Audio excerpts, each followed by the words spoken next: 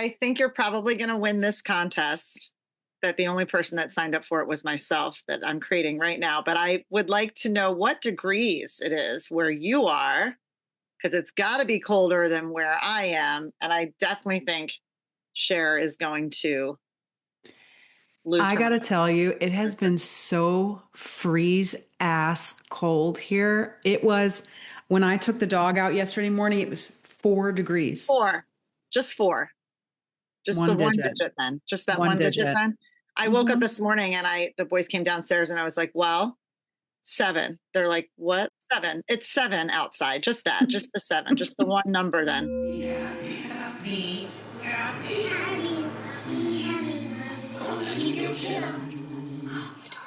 Creative Mama fans, we are so glad you are here for this episode with Erika Shannon Hathaway, movement expert, dancer, teacher, and creative force who is navigating menopause, fitness, and injury recovery, and a massive life relocation with such humor and such grace. We talk about changing exercise routines after 40, finding joy in movement again, and why sometimes the bravest thing you can do is give yourself space, literally and figuratively. Erika is so inspiring as she shares that she has really done something that has stretched herself beyond what's comfortable, taking herself outside of her comfort zone and into something that really is a walking example for her teenage daughter on how to be brave and how to be courageous. This conversation is about reinvention, resilience, and choosing yourself even when it's uncomfortable. And yes, even when it's literally 4 degrees outside. We're so glad you're here.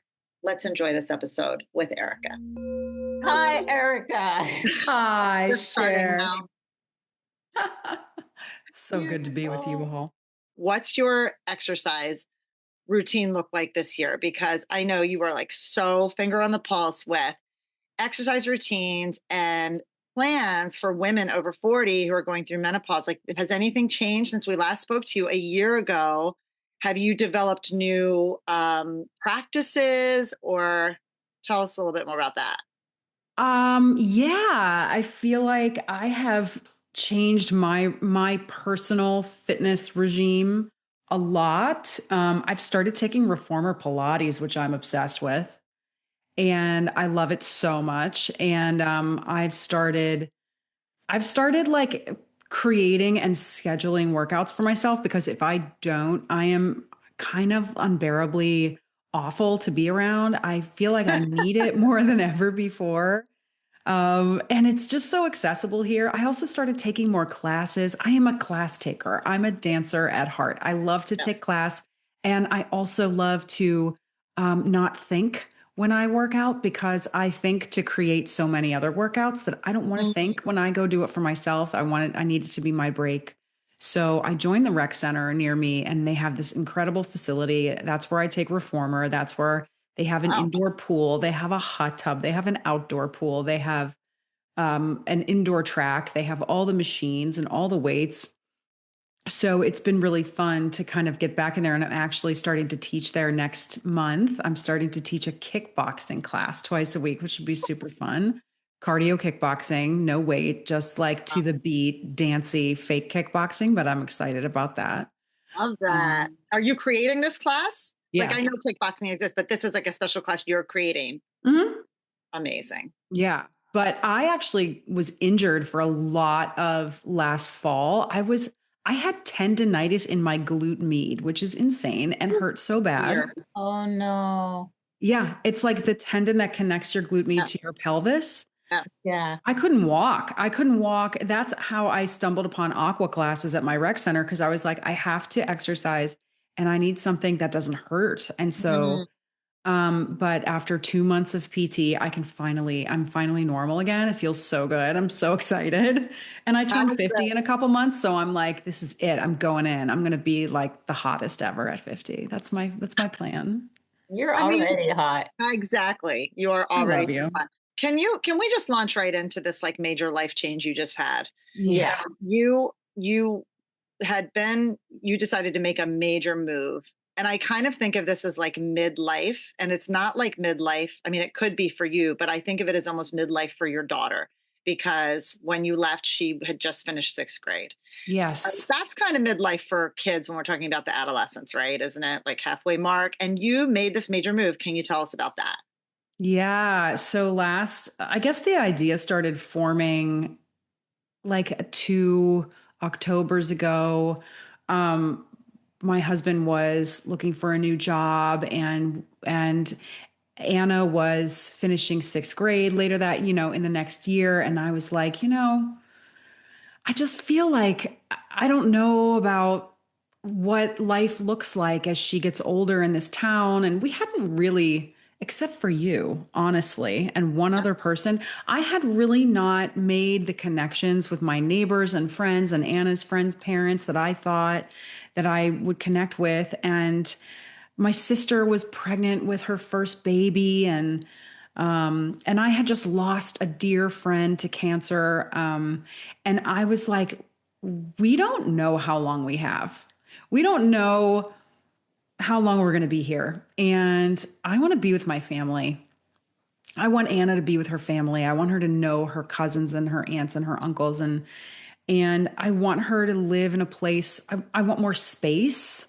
I was so stifled in my tiny house in New Jersey, and I just needed more space. I found myself feeling like I have a very large energy field, and I can feel it when I have to like furl it in like a cocoon. When I have to do that, it is extremely difficult for me to live as a creative person.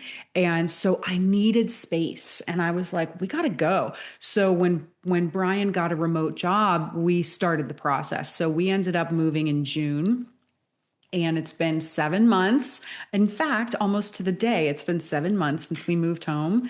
It was the best decision of my adult life, besides buying our first house, which selling in New Jersey enabled us to buy this bigger house here. Yeah.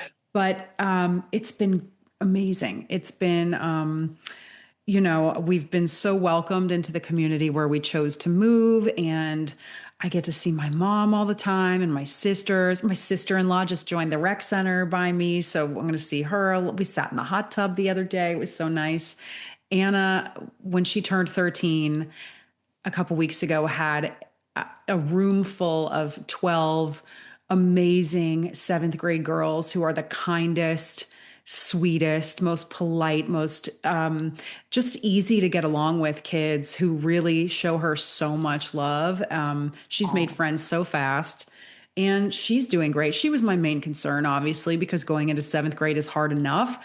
Switching schools is hard enough without having to be in a new town and a new school where you don't know anybody. But she's kicking ass. Like, she started taking acting for the camera classes here, and she started taking dance and hip hop, and she wants to be on the high school dance team when she gets there. And she's just like thriving.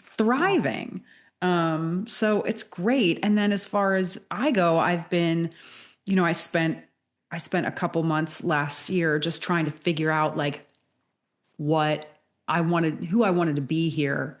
And I'm continuing to work for, do some consulting for a local movement company here that I really enjoy, and just figuring out my own way and, trying to make a lot of connections here in Pittsburgh. And, I'm starting to teach this week at Pittsburgh Musical Theater. I'm teaching dance again, which is crazy. Oh, how fun.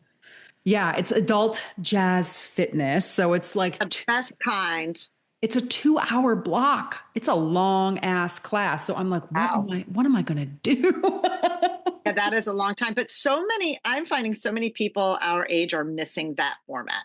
That I've heard that a lot, like the jazzercise of it all, like really just kind of missing. And you'll put your anatomical awareness onto this class, I'm sure. It's not I think what I'm going to do is the first hour, I'm going to do like a dance warm up and maybe some across the floor and some turning and some, just extension stuff. And then I'll do a combo. And then the second hour will be more of a body weight fitness and mobility situation. So I'm excited about it. It's going to be fun. But it's taken a little bit of a long time to get going. But I also did something really scary a couple weeks ago that I haven't done in 16 years and I auditioned for a musical. Stop. What? Yeah. I auditioned for a Wow. musical. There's a theater company in Pittsburgh that is doing the first ever regional production of Dear Evan Hansen. And when I saw the show on Broadway, I was like, wow, I really want to play Evan's mom someday if I ever go back. And so when I saw they were doing it, I was like, shit. Shit. Now I have to do it. Now, and Anna's watching me, my daughter's watching me, right? And I'm like, well, I think I have to do it. And so I pulled out my dusty old musical theater book and nothing in it was appropriate because the last time I used it, I was auditioning for freaking Rock of Ages when I was going to say contemporary musical childless and self-absorbed. Now I'm auditioning for the role of a mom of a teenager. And I'm like, I don't have anything appropriate for that. So I ended up doing stuff from the show and I submitted a video with 2 songs and a monologue, and I didn't get the part, but I'm damn proud of myself for doing it. And that was crazy. That is so inspiring.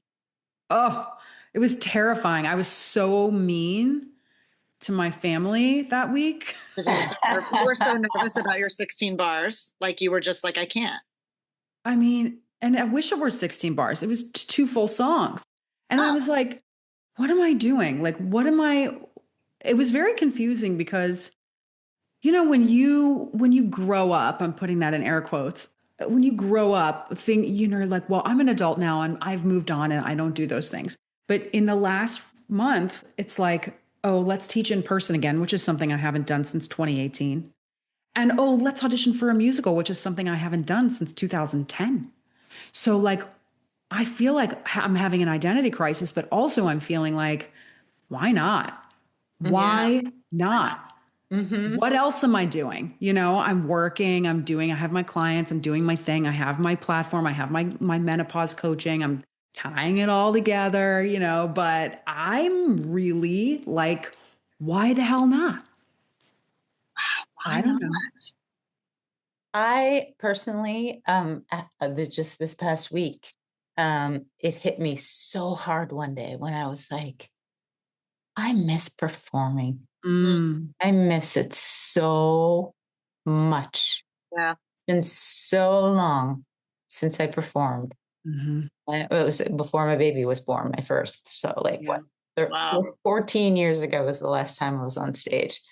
And it just, it hit me the other day because I think I was doing an Instagram post or something. And I was like, ooh, I'm still a performer. Like, I like this. Yes. Where I fit it in, I don't know what it means, but, I want to perform again somehow. Like, I don't know, maybe that's what we're doing through this podcast, but it's such a huge part of me. I love choreographing. I love teaching. I love directing. I love every aspect of my career right now, but I miss performing. So my husband, I applaud you.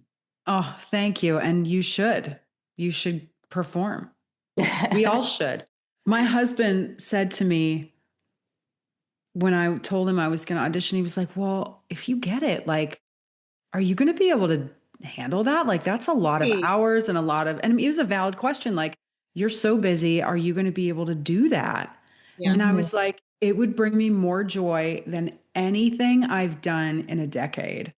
Like work-wise, it would energize me. It would not make me, I'd be tired, but I'd be the happiest tired, Mm-hmm.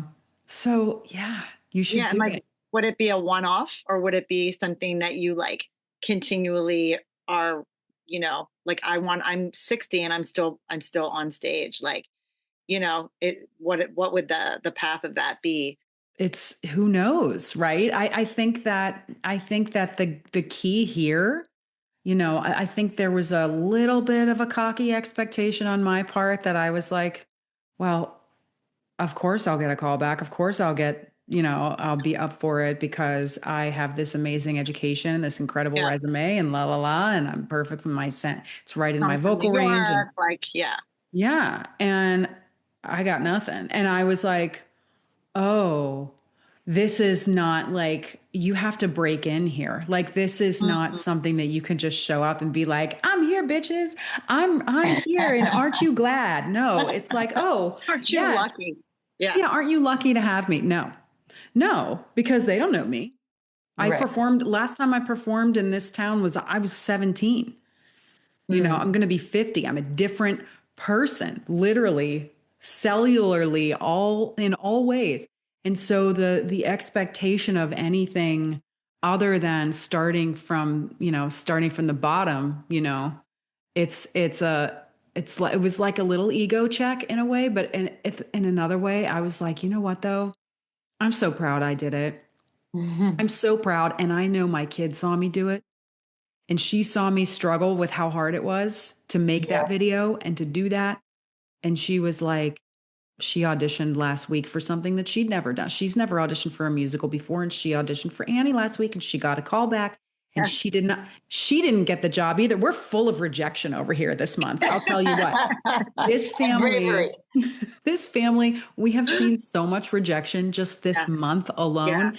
It is really an exercise in patience and digging for, like, really having a solid foundation in who you are and what your value is as a family this month. It's been rough, but that's just part of the learning process, I guess. Yeah, but you're so aware of it. It's not like a victimized position. It's like this position of like, as a family, we can grow. And especially like as a mom, what you're teaching your daughter, it's awesome. Yeah. She's auditioning for her school musical this week. They're doing Freaky Friday. Yes, I was sir. like, go for it. You go. You're leading by example. And that's so awesome. I honestly think if I didn't have her to be accountable to, I wouldn't have done it. I think I would have chickened out. Mm-hmm. Oh, that's interesting. I would have chickened out. I would have made 1,000 excuses not to do it. But I had to, because I knew she was watching.